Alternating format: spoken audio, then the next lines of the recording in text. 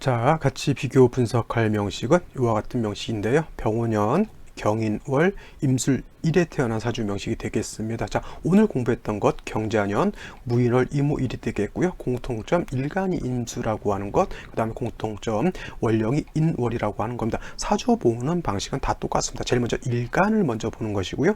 다음으로 월령을 봐서 일간과 원령에 대한 상관관계를 보고 나머지 글자들이 어떻게 짜여져 있느냐를 놓고 보는 것이 바로 사주를 보는 기본 순서가 된다라고 볼 수가 있겠습니다. 자, 다시 임수라고 하는 것은 제가 양수라고 말씀을 드렸습니다. 음양 오행으로 구분하게 되면 임이라고 하는 글자는 양에 해당되는 수, 그래서 양수에 해당이 되는 거고요. 이걸 갖다가 물상으로 비유를 하게 되면 대해수라고 표현합니다. 대해수 말 그대로 큰 바닷물 같은 것이고요. 그래서 바다라든가 큰 바다라든가 강이라든가 호수 등으로 비유를 할 수가 있겠습니다. 이러한 임수라고 하는 것, 물이 너무 많아요. 규모가 너무 큽니다.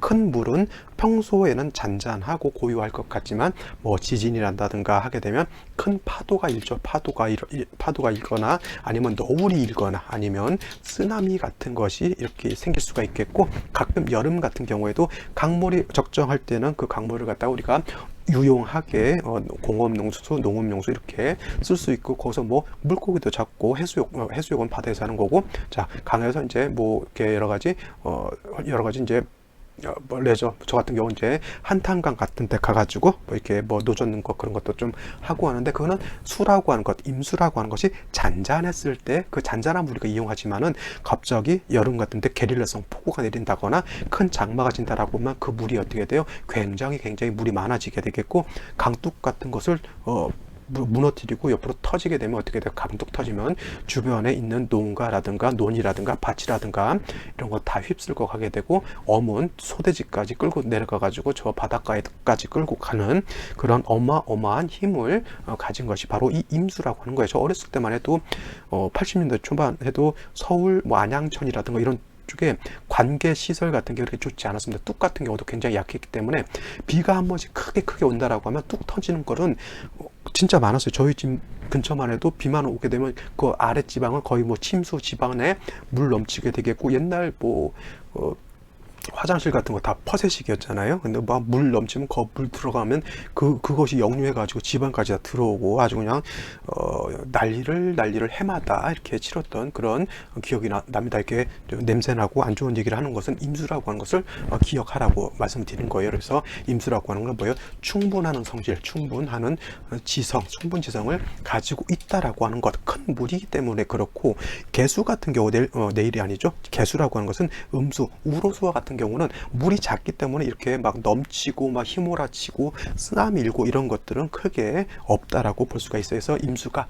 왕했을 때는 항상 그래서 무토로서 제방을 해야지만 임수가 충분한 성질을 억제 통제시켜 줄 수가 있다라고 하는 것이 기본적인 임수의 특징이다라고 볼 수가 있겠고요. 임수가 태어난 월령 인월이라고 하는 그런 계절에 태어난 거예요. 인월이라고 하는 것은 왜 월지 월령이라고 하는 것은 뭐예요? 계절의 개념이라고 말씀을 드렸습니다. 계절. 그래서 인월이라고 하는 것은 봄에 해당이 되고 초봄이라고 하죠. 초봄. 그래서 인월이라고 하는 것은 따뜻한 봄 이렇게 생각하지 마시고요.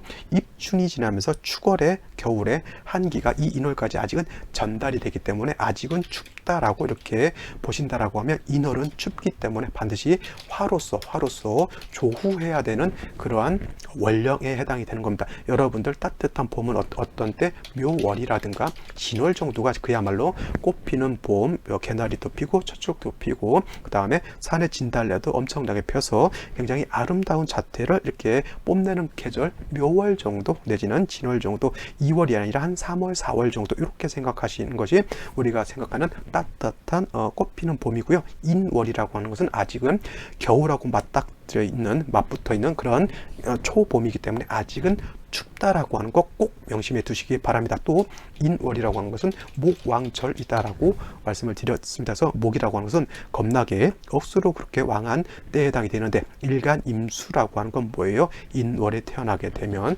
이때 포태법으로 놓고 보게 되면 여기가 병지에 해당이 되는 것이고요. 묘월에 가면 사지에 해당이 될 것이고, 진월에 들어가면 묘지에 해당이 되죠. 그래서 임수라고 하는 것은 인월, 묘월, 진월이라고 하는 봄에 태어나게 되면 임수 자체는 매우 어떻게 돼요?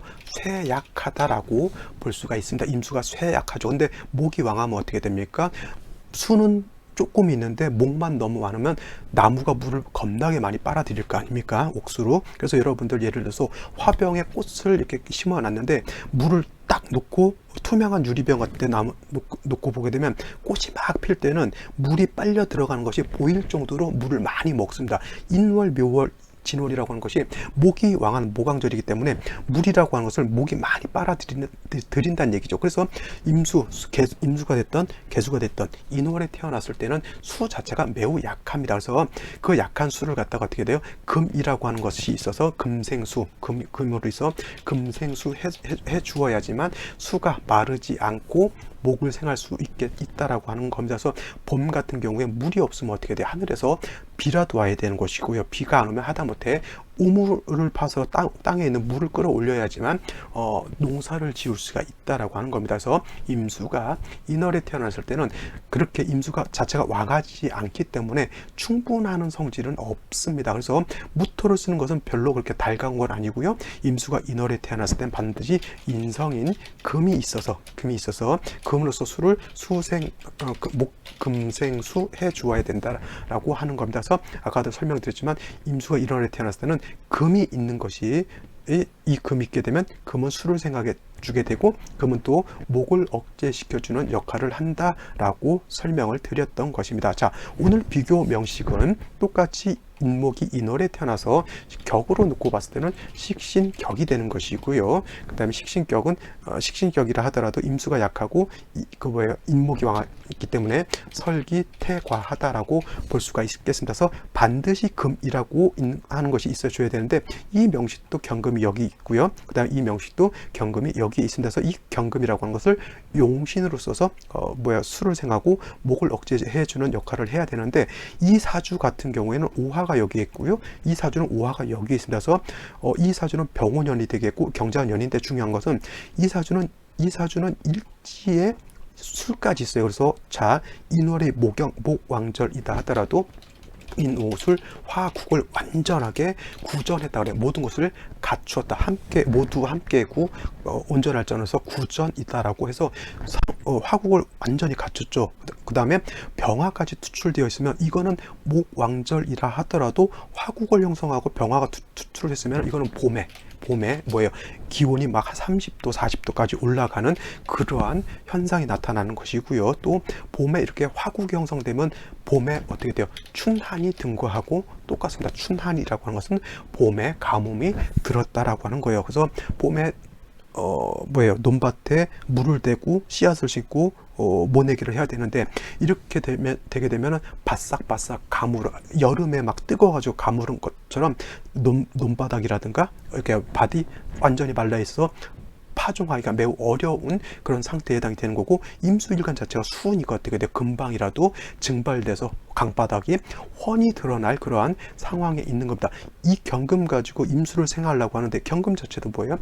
술토 중에 약간 통근을 한다 하더라도 화국이 형성되고 병화가 투출되어 있으면 아까도 설명드렸지만 이 경금을 쓸 때는 화하고 어떻게 돼요? 떨어져 원격되어 있어야 용도가 있다라고 했죠. 그래서 이거는 이렇게 떨어져 있게 되면 이 병화라고 하는 것이 이 경금을 직극하지는 못하지만 이렇게 붙어 있게 되면 이 화국을 형성된 병화가 어떻게 돼요? 얘를 파극하게 되면 얘는 이 경금을 쓸 수가 없다라고 하는 단점이 있게 되는 거죠. 이 명식 같으면 똑같이 좀 인후 화국을 형성했다 하더라도 연지의 자수, 그 다음에 경금이 있어서 그나마 춘한 완전히 임수가 말라붙어 버리는 그런 것은 면했다 하더라도 이 사주 같은 경우는 완전히 임수가 강바닥을 훤히 드러낸 것과 같은 그러한 사주 국세가 되는 겁니다. 그래서 이런 경우에는 반드시 생시에서라도 금수라고 하는 글자를 보는 것이 굉장히 필요하죠. 자, 그래서 경자시 같은 경우에는 이런 경우에는 임수가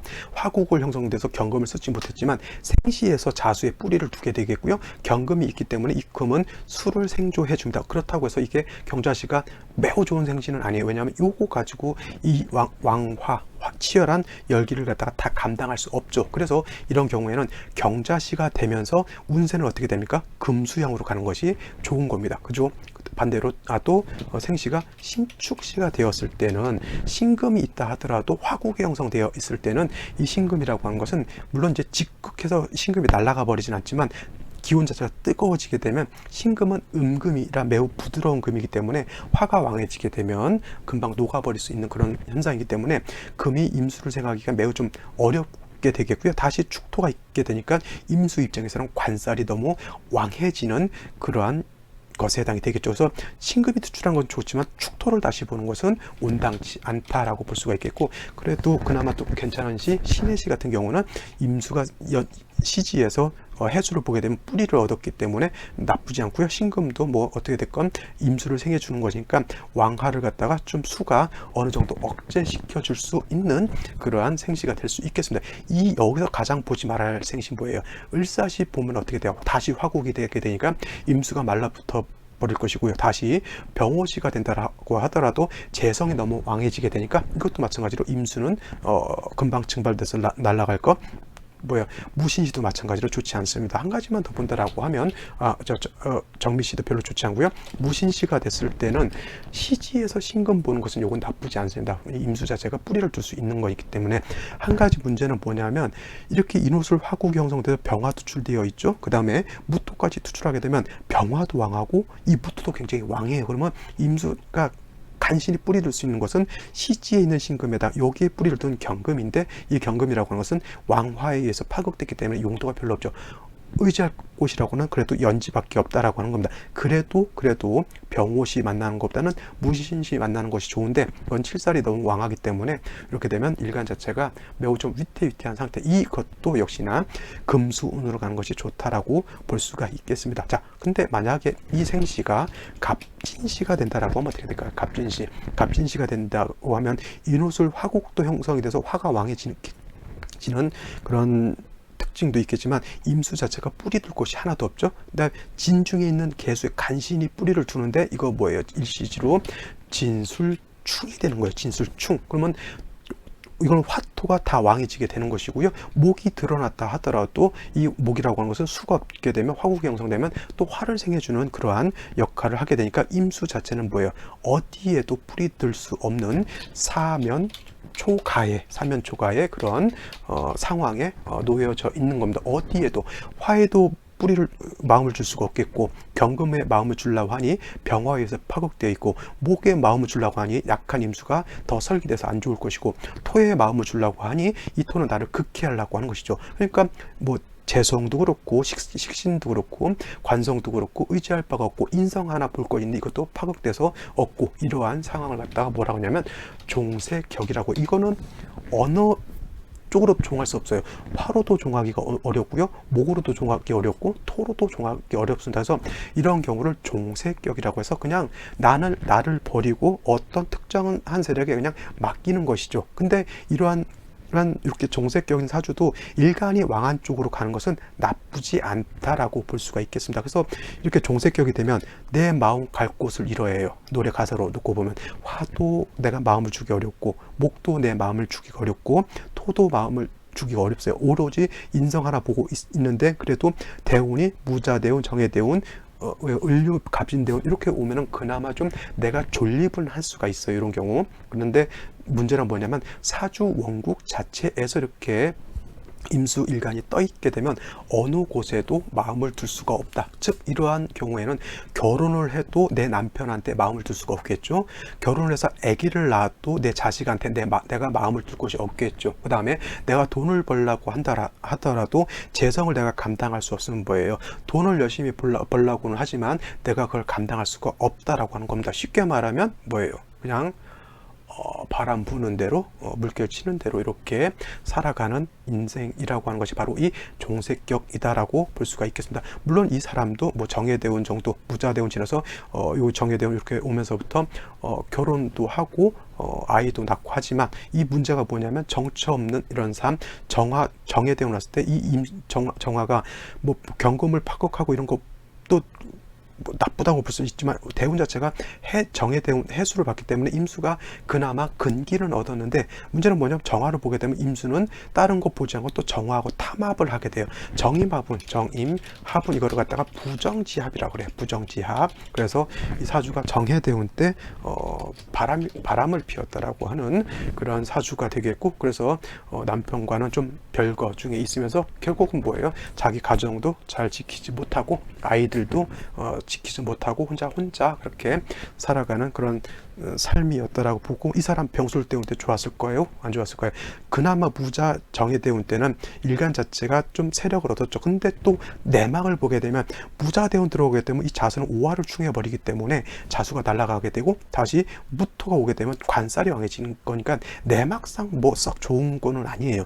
정해 대운도 뭐 해수가 오기 때문에 또 인해한목하게 되니까, 비록 이제 물기는 들어와서 내가 어느 정도 뿌리는 든다 하더라도 자기 어떤 주관이라든가 이런 것이 뚜렷하게 어떤 소신이 생기고 그런 것도 아니었거든요. 그러다 보니까 이제 주변에서 끌리는 정에 외롭고 쓸쓸한 사주이기 때문에 또 옆에서 좀 잘 해준다라고 하면, 잘해주고 이렇게 하면 또 마음이 혹할 수도 있는 그런 상황이고, 병술대운때 무지무지하게 힘들었으리라 이렇게 생각되고, 그나마 을류대운 갑신대운 요 정도는 그래도 좀 살만한 대운이다라고 볼 수가 있겠는데, 역시 말년 개미대운 이후로는 좋지 않다라고 볼 수가 있겠습니다. 이런 사람들 욕심 부리지 말고요, 탐욕 부리지 말고 그냥 좀 이렇게 종색격 마음 둘 자리 없는 사주들은 좀 종교라든가 좀 이런 쪽에 좀 많이 정신 수양이라든가 마음 수양하는 것 굉장히 좀 필요하다라고 볼 수가 있는 그런 사주가 되겠습니다. 똑같은 임수가 인월에 태어났다 하더라도 이거는 매우 인호술 화국을 형성해서 매우 편고한 사주라고 하면, 그래도 이 사주는 경금과 자수가 있고 경금 자체가 파극되지도 않았고요, 자수 자체도 파극이 되지 않았기 때문에 일간 자체는 존립을 할 수 있는 그런 사주였다라고 하면, 생시에서 어떤 생시, 그 다음에 대운이 어떻게 가느냐에 따라서 기력은 크게 달라질 수 있다라고 하지만, 이 사주 자체는 원국 자체가 좀 병이 좀 깊은 사주였는데, 그래도 대운 자체가 금수양으로 갔는데 이 기축 대운, 병술 대운은 좀 많이 안 좋았던 그런 대운, 무자 대운, 정해 대운은 비록 지지로 수운이었다 하더라도 내막적으로는 그렇게 좀 안정된 그런 대운은 아니었다. 그래도 그나마 이제 49 을류대운, 갑신대운은 좀 나은 대운이 아닐까 이렇게 보여줄 수 있는 겁니다. 그 이후로 69세 이후로는 이제 나이가 이제 70이니까 그게 문제될 바는 아니죠. 나이 크게 들어가지고 할 일은 아니니까 이때는 그냥 마음 수양하고 이렇게 살면 좋은 그런 때가 아닌가 이렇게 생각이 됩니다. 자, 같은 사주라 하더라도 어떻게 달라지느냐, 그리고 이 사주의 특징은 인호술 삼합을 완전히 구전했다라고 하는 특징적인 사주다라고 이렇게 볼 수가 있겠고, 다시 한번 종색격으로 개인적으로는 보다, 물론 이걸 종색격으로 안 보시는 분들도 있겠지만 제 관점에서는 종색격으로 본 것이 타당한 그런 사주다라고 볼 수가 있겠습니다. 자, 오늘 여기까지 설명을 드리고요, 저는 내일 또 찾아뵙도록 하겠습니다.